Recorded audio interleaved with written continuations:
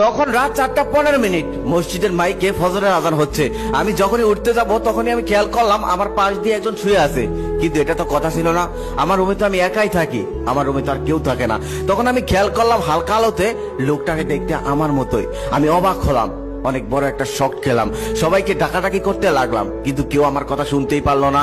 কিছুক্ষণ পর আমার রুমে আমার বোন আসলো, লাইট অন করেই আমাকে ডাকতে লাগলো, বললো ভাইয়া ভাইয়া ওঠ, ফজরের নামাজে যাবি না? এই বলতে বলতে সে শুয়ে থাকা ব্যক্তিটার কাছে গেল, কিন্তু আমার কাছে আসলো না। আমি খুবই অবাক হলাম, আমি রাগ করে বললাম, এই আমার পাশে এটা কে শুয়ে আছে আর তুই তাকে কেন ভাইয়া বলছিস? তুই আমাকে দেখতে পারতেছিস না?